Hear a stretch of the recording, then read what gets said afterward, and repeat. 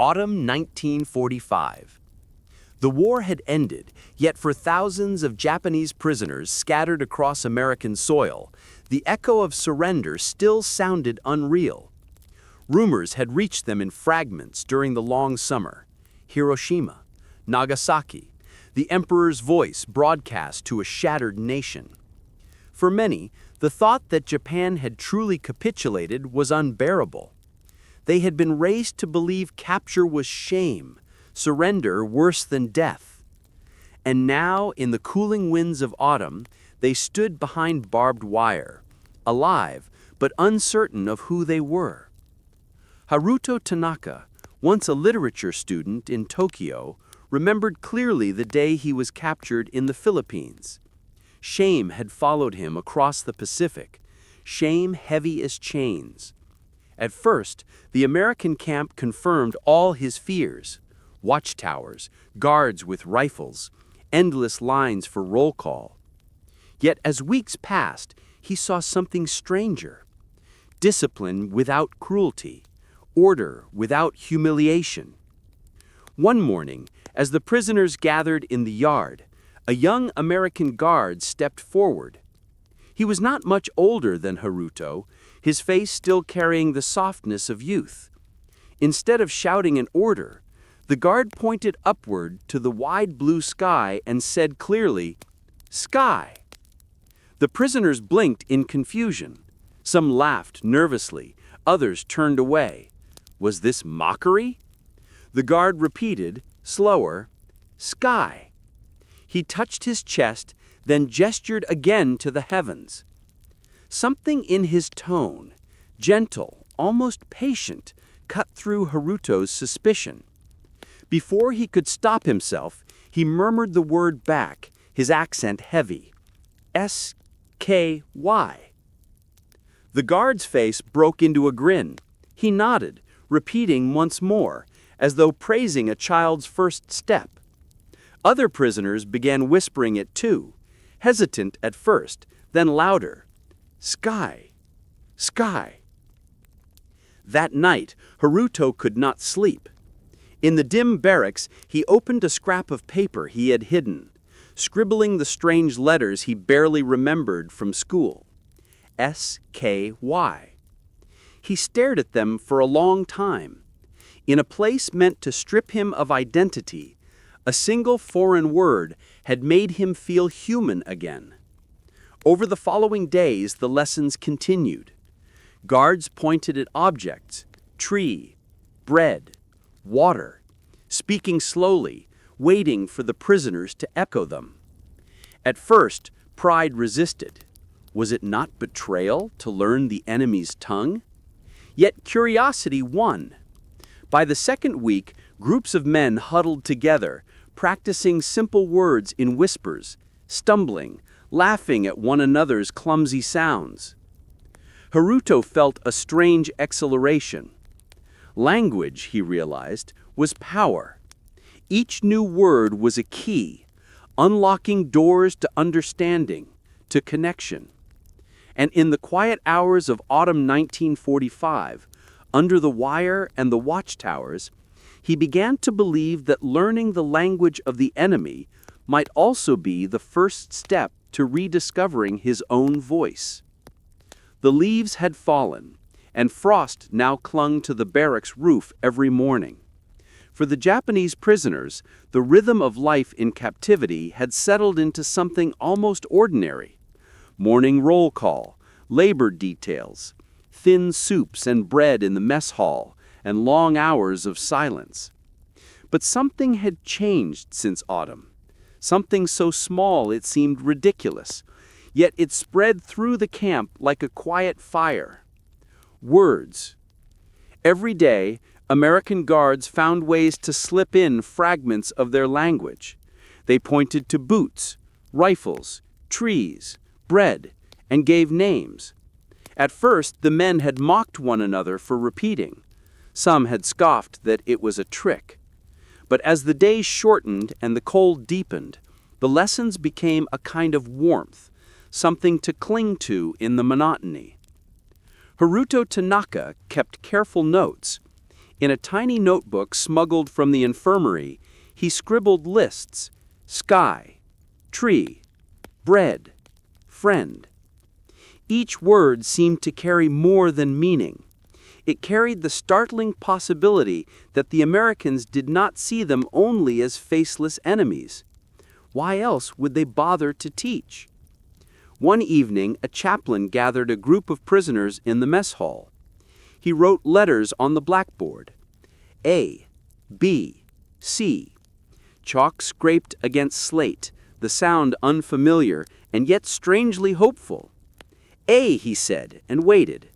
Slowly, uncertainly, the prisoners repeated: A, then B, then C. Haruto whispered them as if tasting a forbidden sweetness. To write again, to repeat sounds without fear. It felt like being allowed to breathe after months of suffocation. Yumi, a young nurse imprisoned with them, hesitated at first. To her, each English word felt like disloyalty. But one winter morning, she stood beside Haruto at roll call. A guard pointed at the sun and said, "Sun." Almost without thinking, Yumi repeated it. The guard nodded, smiling softly. Yumi blushed and looked away, but the word clung to her mind all day like a melody she could not forget. By December, the camp had changed. In the barracks at night, prisoners whispered English sentences like secret prayers. My name is. I am hungry. Thank you. The words were broken, awkward, but they belonged to them now. Some resisted. This is weakness, muttered an older soldier. They want to turn us into Americans. But even he, in unguarded moments, practiced quietly, repeating the words to himself as though afraid to lose them. When Christmas came, the chaplain handed out small gifts: soap, notebooks, pencils. Then he surprised the prisoners with a phonograph. From it came the sound of a song, crackling and warm. On the chalkboard, he wrote the lyrics, simple lines in English. To the astonishment of all, the prisoners were invited to sing. At first, the hall was silent. Then Haruto's voice, trembling, repeated the words. Others joined, their accents bending the sounds into strange shapes. Laughter broke out, not cruel, but genuine, the laughter of men and women who had forgotten how to laugh. Guards clapped along, and for one night, the barbed wire seemed farther away. That winter of 1945, the prisoners learned more than vocabulary. They learned that language could dissolve fear, that a single word spoken with patience could bridge an ocean of hatred. And though they still longed for home, they carried with them notebooks filled with fragile beginnings, evidence that even in captivity, the heart could learn to speak anew. The snow melted slowly that year, leaving the camp's yard muddy and soft underfoot. The harsh winds of winter faded into the gentler warmth of spring, and with the change of season came a new rhythm in the lives of the prisoners. By now, the sounds of English words were no longer strange echoes tossed into silence. They had become part of the camp's daily life. Guards no longer pointed just to objects. They began to act out simple conversations. A soldier touched his chest and said clearly, "My name is John." Then he gestured toward a prisoner, waiting. Nervous laughter rippled through the yard. At last, Haruto Tanaka stepped forward, his hand trembling as he mimicked the gesture. "My name, Haruto." The accent was heavy, but the words came out true. The Americans clapped, and even some of the prisoners smiled. For the first time, they had spoken to each other not as enemies, but as men with names. The experiment grew. Each week, groups of prisoners gathered in the mess hall. Chalkboards filled with simple sentences.